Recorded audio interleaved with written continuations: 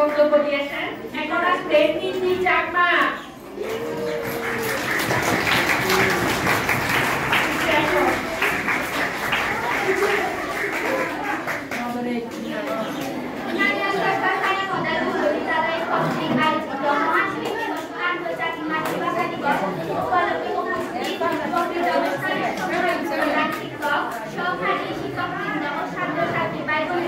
সবাইকে জানাচ্ছি শুভেচ্ছা ও আন্তরিক আজকের বক্তব্য আন্তর্জাতিক ভাষা দিবস।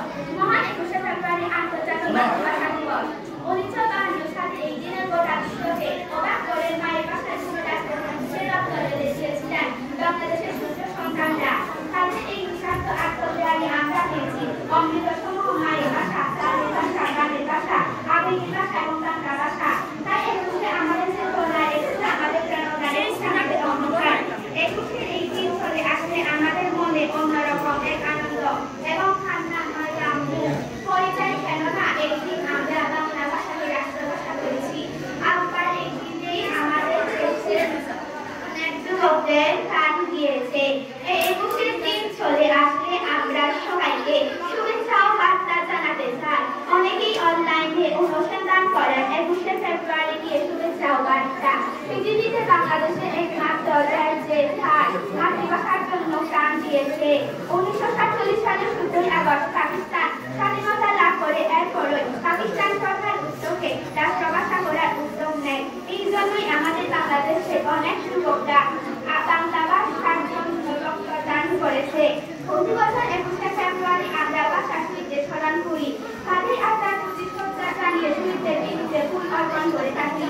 গর্বিত আমাদের মাতৃভাষার জন্য গর্বিত বাঙালি জাতি হিসেবে শহীদরা আমাদের পথে দিয়েছে বিশ্বের সমাজনা বিজ্ঞানে। প্রাপ্ত হয়েছে তাদের রক্তদান। আজ বাংলা ভাষা পৃথিবীর বহু সমাজে বেশি বৃদ্ধি পেয়েছে। বিশ্ব দরবারে সর্বস্থানে আজ দেশে দেশে আমাদের এই 21শে ফেব্রুয়ারি গান। 21শে ফেব্রুয়ারি এই দিনে বাংলাদেশের সরকার থাকে।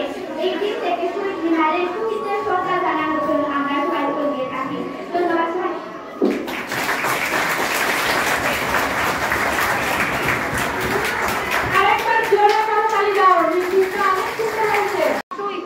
তারা হলেন বাদশা শহীদ আবুল বরকত, আব্দুল সালাম, রফিকুদ্দিন আহমেদ, আব্দুল জব্বার ও শফিউর রহমান সহ অনেকে।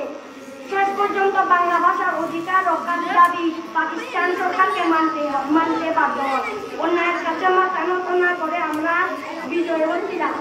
তবে 17 নভেম্বর 1999 সালে ইউনেস্কো 21শে ফেব্রুয়ারিকে আন্তর্জাতিক মাতৃভাষা দিবস হিসেবে ঘোষণা করে সেই থেকে 21শে ফেব্রুয়ারি মাতৃভাষা দিবস আন্তর্জাতিকভাবে পালিত হয়। আবারও আমি 21শে ফেব্রুয়ারির উপলক্ষে সকলকে শুভেচ্ছা জানিয়ে আমার বক্তব্য শেষ করছি।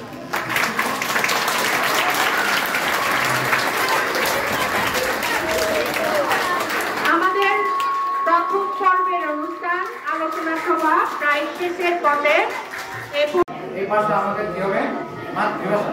যেমন আমরা চাকরি করি বাংলাদেশের মধ্যে এই মাতৃভাষা আমাদের কি বাংলা ভাষা। বাংলা ভাষার মধ্যে সব লেখা সব কিছু হয়।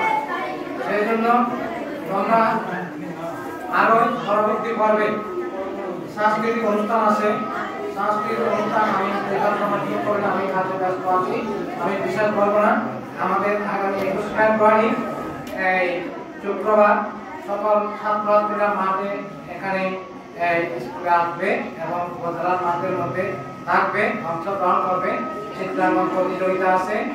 আর ওই আমার হাই স্কুলের চিত্রাঙ্কন প্রতিযোগিতা, হাই স্কুলের চিত্রাঙ্কন প্রতিযোগিতা, প্রাইমারি মনে হয় রচনা প্রতিযোগিতা বাকি আছে।